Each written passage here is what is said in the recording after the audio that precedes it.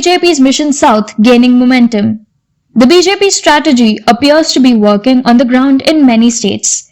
It has succeeded in effortlessly installing its choice of president, Draupadi Murmu, at Raisina Hills, besides being confident in ensuring the vice presidential candidate, Jagdeep Dhankar, when it comes to other important developments. With its Mission South and its favorite double-engine Sarkar mantra too, the BJP is positioning itself as a powerful player in the state filled with challenges such as Tamil Nadu, where it has failed to make inroads electorally so far.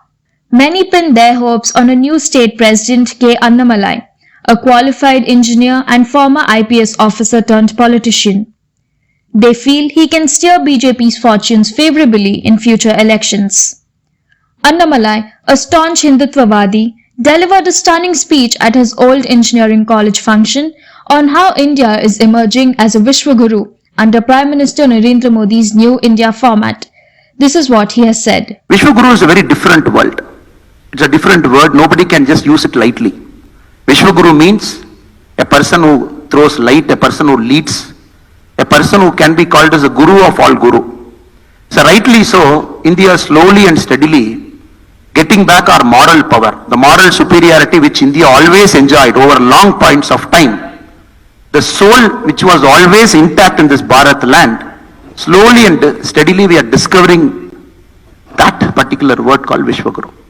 So it is only fitting the Honorable Minister has come in, and India's success as a country in the last 8 years in our foreign policy is a clear testament, is an able testament, is a convincing testament to the fact India is slowly and steadily emerging back to its old system and old roots. Friends, if you look at the recorded history, what India hasn't contributed, what our nation hasn't done. We have done so much. As an engineering student, when you sit down in this hall, when you look at your very complex equations, when you try and solve it in your engineering mathematics 1, engineering mathematics 2, we all know the basic concept of zero, which is there in your mathematical book, which we all have studied, was given by Aryabhatta. Not only zero was given, once zero was given, the whole concept of mathematics changed. You need not invent many numbers, 1, 2, 3, 4, 5, 6, 7, 8, 9. You need not invent some other number again. Once zero came in, you shortened the whole numerals to just 9 number plus a zero. This was an outstanding invention which changed the whole concept of trading, counting, the whole concept of mathematics, which was given by Aryabhatta. The Arabs who came here as horse traders to buy horses, when they went back to their original countries, especially the Middle East countries from which they came, they took back our numbers. The concept of 1, the concept of 2, the concept of 3, all those numbers were created by us. When they took back the numbers to Arab land, they called the numbers as Hindu numbers, because at that point of time India, after the Indus River, whichever part is after Indus River was called as Hind, which was later called as Hind. So they started calling that as Hindu numbers. When that numbers from Arab world started going to Europe and America later, then the same number was called as Arabic numerals, which you call 1, 2, 3, 4, 5, 6, 7, 8, 9 as Arabic numerals, also went from India. The very, very complex equations that you try and solve now, especially the indeterminate equations, the Chakravala method, which is a cyclic algorithm. Once the Chakravala method, the Vedic mathematicians of India invented, you are able to solve the complex mathematical problems. Once you are able to solve complex mathematical problem, you are able to measure a distance from point A to point B, measure the distance between sun to moon, here to there, and especially in a globe, you are able to measure a distance between two different points. That change the concept of astronomy, that change the concept of navigation, that change the concept of ship sailing. Again, that came from this land, the Vedic mathematics. If you go one step further and see what our country has contributed many, many years back, when John Dalton proposed the concept of atom, which we all have studied in physics, proton, neutron, electron, when John Dalton proposed, a century before, the great Saint Kannad developed the concept of Anu, developed the concept of atom, developed the concept of motion in a deepest particle. That is a century before John Dalton. We have given that. That was also given by this great soul called the spiritual soul in this great Bharat land. When the whole world was thinking Earth is stationary and all the planets were moving around Earth, And based on it, millions of inventions happened, millions of great things have happened. Then a great man again from India called Aryabhatta, he proposed the first heliocentric theory. He said, look, the sun is stationary and everything is moving around the sun. Once the theory was proposed, validated and accepted, what the world was thinking for about 2000 odd years, it has to change its mind. Because till then all calculations were with the basic assumption, the earth is stationary and everything is moving around. That was also given by India.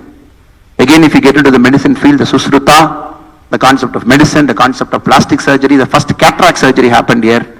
Again, the concept of Ayurveda, the concept of open surgery, whichever field you look at it, we had a very distinct stamp there. But unfortunately, what has happened? 600 years we were not controlling the narrative during the Mughals period. Then 200 or 350 odd years in the East India Company period, we were not controlling the narrative. So 700, 800 odd years, when textbooks were written, you were not part of it. When the Gutenberg printing press came in Europe, first time they started printing books. It was not printed with an Indian history. Somebody else printed with their history. The Hindu numerals were called as Arabic numerals in the printing press that was printed in Europe. So we have lost that kind of a small power and large kind of vacuum we have done it. Now post-independence from 1947, all of you are seeing, including me, India's foreign policy, how the world countries are treating India. We were living at a time after 1947, we were so confused which economic model to follow. A country, a great country called Bharat, which was standing as a world beacon to everybody in terms of our putting family at the center of our economic model, in terms of putting agriculture as the fulcrum of our economy. When such a great country, after 1947, we are struggling which economic model to follow. Is it the Russian model of 5-year plan? Is it the American model of an open country? When we are struggling for 40, 50, 60 odd years, 1991, we were forced to open up our country and post that liberalization, globalization. I remember when I studied engineering in Coimbatore from 2002 to 2007, out of 60 of my batchmates, 49 are not in India now. They are in US, they are in Europe, they are in some part of the world. Because it was very fascinating at that point of time, because India never had an opportunity. And everybody were looking at a MS in US, they were looking at a MTech there, or probably an MBA in an European country. And nothing wrong in it, because they felt it is good for their career, they all settled. But if you look at the batch of Krishna, maybe 2 years, 3 years from now, when you graduate from the school, I can confidently say, 70-80% of you will be going to stay back in India. You would be doing something, you will be studying a master's somewhere in India, probably in a Delhi, probably in a Chennai or a Bangalore or a Hyderabad. Because the world is changing, the fulcrum is shifting towards India. Some of the best, the finest universities, the reverse brain drain. People who are sitting in the Silicon Valley, they're coming back. India has just achieved its 100th unicorn. Unicorn is a very important parameter now for a youngster. When you look at a country, when you look at business as an opportunity, entrepreneurship as a goal, India has just hit its 100th unicorn. 100 companies, they have got a valuation of 1 billion or more, which is amazing. The last 1 year alone, 41 companies have entered into the unicorn territory, which is exactly amazing. If you look at the combined valuation of the 100 unicorns, it is $333 billion. $333 billion, 100 private companies, that is their valuation in India. Only other country which can compete with India in terms of unicorn is probably US now. No other country can compete. So unicorn is a metric because 10 years from now, many of these unicorns are going to be global conglomerates, having 10,000 people or more, or 50,000 people or more, or even 1 lakh people or more. That is the kind of India in which you are entering. India is getting back its moral supremacy, probably the last world power. Very, very importantly, we are doing it the Indian way. That is more important. We can do it in any other way, but we are getting back to our roots. We are doing it our Indian way. Especially when the minister is there, the honorable minister is going to expound many, many great things, what we have done in the last 8 years. But still, as a citizen of this country, what we felt very, very proud is for the first time, the citizens of India, we feel safe. Previously, we never know when the next bomb blast will happen. Is it going to be Mumbai? Is it going to be Hyderabad? Is it going to be an external element who will infiltrate and put a bomb?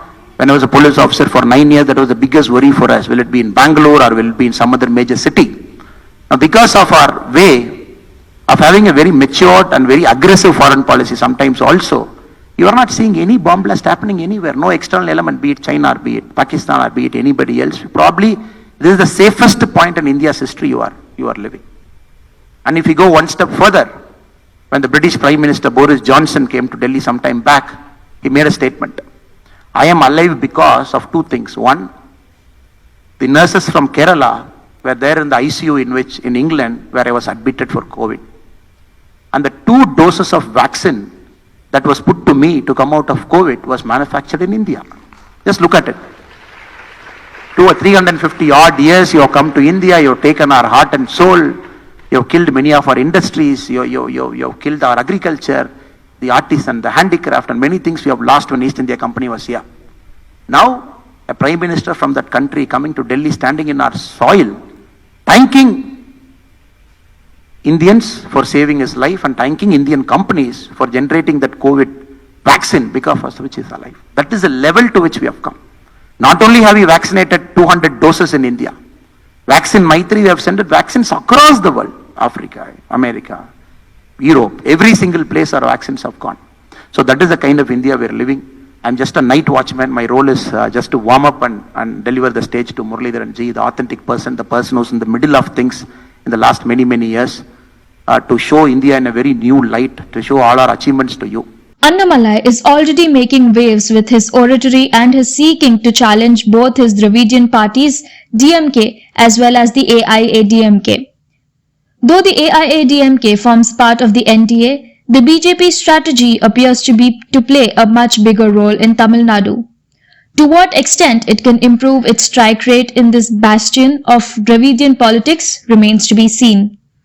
How far can its dynamic leader Annamalai drive its electoral success is a matter of conjecture. Tamil Nadu has always been a tough political nut to crack for the BJP. This is MS Purthy for Orange News 9 TV.